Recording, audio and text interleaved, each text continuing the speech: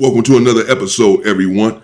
White man boldly admits that white women are the biggest threat to black men, black women, black babies in America. A white man says that white women are the biggest threats. You know that they came out with the Killing Act because white women were killing babies and during slavery that black women were having by these so-called slave masters. And the white women were killing them so much so that they had to come out with a law to stop them from killing the babies. And it's been so much. Check this out. Years ago, a creator named Sierra Thompson caused an uproar when she said that one of the most dangerous groups in the US is white women. What she was referring to is the long history of white women's lies leading to horrifying acts of violence against black Americans. For example, in 1921 in Tulsa, Oklahoma, a 19-year-old black teenager named Dick Rowland accidentally bumped into a white woman named Sarah Page in an elevator. Page screamed and ran away, and a lie spread that Rowland had assaulted her. This gave a white mob the excuse to go on a murder spree that left hundreds of black people dead in what came to be known as the Tulsa Massacre. 2 years after this massacre, something similar happened in Rosewood, Florida. When a white woman named Fannie Taylor falsely accused a black man of assaulting her, a white mob went on a rampage through the black community, murdering dozens and throwing the bodies into mass graves.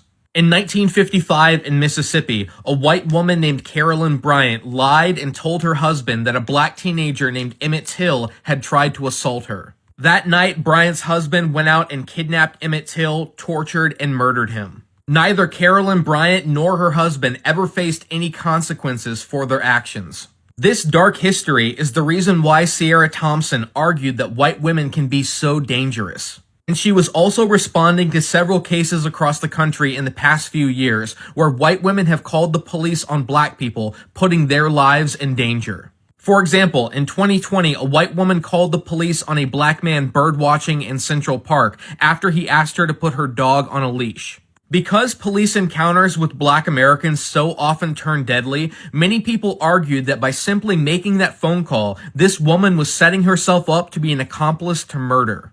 If we look back at history, what we find is that sometimes white women have played a terrifying role in the violence against black people.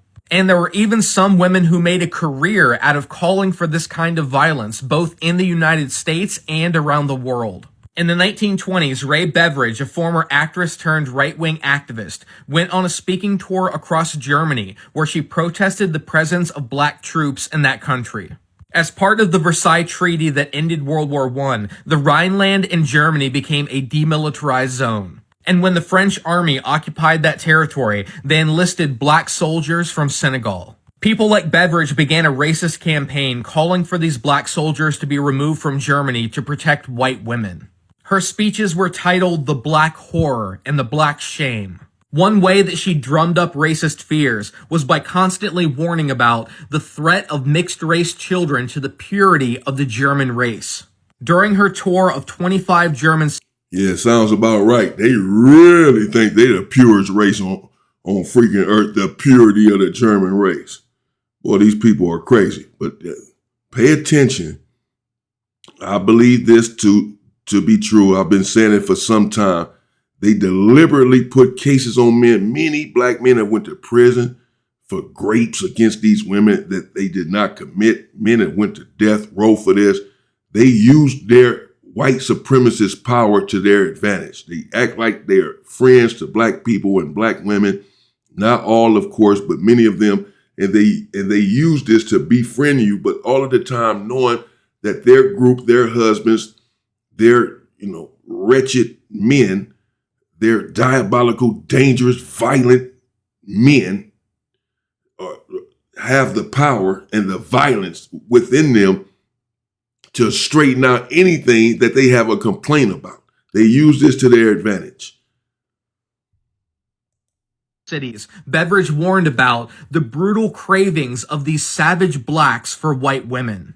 In one speech, she said that the Negro has much less capacity to think, but much stronger sensual feelings than the white. She said that black beast with a wild erotic drive would assault white women, white girls, and white boys. She spread blatant lies about how the victims of this unregulated passion of And so this is in the 1920s. And she's talking about savage beast and the black man's propensity and to have this sexual nature about him, to be lascivious. All the while knowing this is after slavery. So she knows the bestiality of the individuals that she is defending. She knows that during slavery, these individuals were raping women and children and men. She knows who the savage beasts really are, but she's in denial, like many people have been throughout the history of this nation, and many people are today.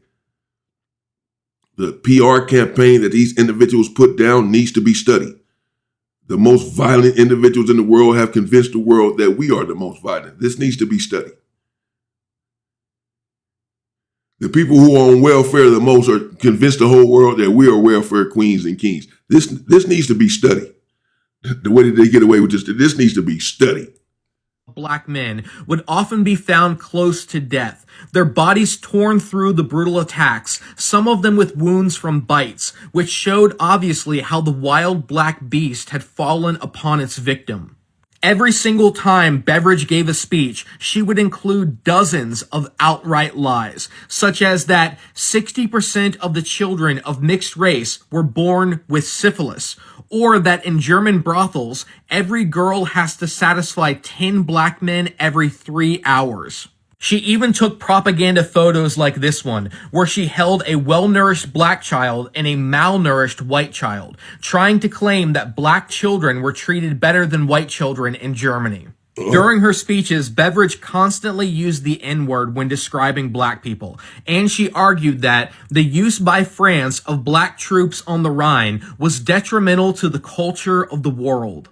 She instructed her listeners in Germany to solve this problem the same way that American men did in the South, by lynching. She told them, "Your weapons have been taken away from you, but there is always a rope and a tree. Take up the natural weapons used by our men of the South. Lynch. Hang every black who assaults the white race." Often crowds of 50,000 Germans would listen to these speeches, which Beveridge was paid extremely well for. Another white woman who called for the lynching of black men was the feminist Rebecca Latimer Felton from Georgia. In 1897, she warned that black men were roaming America with a license to degrade and debauch. During one speech in Georgia, Felton said, "If it needs lynching to protect white women's dearest possession from the ravening human beast, then I say lynch, 1,000 times a week if necessary." Now, it's important to note that these accusations of an epidemic of black men assaulting white women were completely false. In the 1890s, the anti-lynching activist Ida B. Wells conducted in-depth investigations into these charges. She found that in a majority of lynchings, the accusations of black men assaulting white women were false and were only invented later as an excuse to justify this racist violence. The fact that white women played a key role in racism and white supremacy should come as no surprise. From the moment that enslaved Africans arrived in the Americas, white women were critical to the maintenance of slavery and white supremacy. In the book They Were Her Property, Stephanie E. Jones Rogers shows that white women employed management techniques that were as effective and brutal as those used by slave-owning men. White women actively participated in the slave market, profited from it, and used it for economic and social empowerment. The role of women in white supremacy hasn't gone away either. Ever since Trump won in 2016, many people have argued that his victory was rooted in white supremacy and racism. And white women played a key role in electing Trump in 2016 and 2024. Also, in the past few years, we've seen a disturbing rise in white women openly embracing anti-black racism and being proud of their potential to cause harm to black Americans. In 2018, Mississippi Senator Cindy Hyde-Smith told an audience that if she was invited to a public hanging, she'd be in the front row. Many people pointed out how disgusting this statement was, considering that Mississippi had the highest number of lynchings of black Americans in the country. For decades, 2 to 3 black people were publicly hanged or burned alive in Mississippi every week. I mean, the woman said she would be at the front row. They're not even hiding it. They're not even hiding their hatred and disdain for us. They don't even try to hide it. They weaponize their privilege and their power. They accuse black men and black people of things that they did not do to weaponize white supremacy. This is what they do. And they smile in your face and act like they're your friend, but they think that they're better than you. We know that black men and black women have come up hanging all around the country lately, in Mississippi as well. And talking about they've hung themselves and all of that. We know that this didn't happen. Black people do not hang themselves. And this has been going on forever, and they've been getting away with it forever. This is why it continues to go on. At some point, we have to stop being the only ones that die in this way. The moment some of them are hanging as well, then it'll stop. The moment some of them are hanging as well, some of their sons and daughters are hanging from this freaking tree, then they'll stop. Until then, they won't. It's just that simple. Don't be mad at me. Don't say I'm asking or calling for violence or that I believe in violence, and not point the finger at them. They are the ones enacting violence. I'm saying for black people to defend themselves. But this is how the world works. This is how America works. They'll be mad at you. It's like, people will be mad at you for calling Donald Trump a racist. They're not mad that Donald Trump is a racist. They're mad at you for calling him one. They'll be mad at you for pointing it out. They're not. The fact that he is a racist doesn't irritate them whatsoever. It doesn't offend their sensibilities. You calling him a racist is what offends their sensibilities. Them hanging black men does not offend anyone's sensibilities. Me calling for black men to return the same thing, to defend themselves and do the same thing to them that they're doing to us, that offends them. Their people hanging my people doesn't offend them. Me telling my people to not allow that and start doing the same thing to them, they're going to be offended by that. 2019, a white woman named Nancy Goodman was caught on camera calling a black woman a stupid N-word in a restaurant. When she was later asked about the incident, she said she would happily use that word again. More recently, a white woman named Shiloh Hendricks called a black child the N-word at a park in Minnesota. When she set up an online fundraiser, she raised over $600,000 from people who left comments like, "White unity will unite," "Whites stand strong," and "White rise."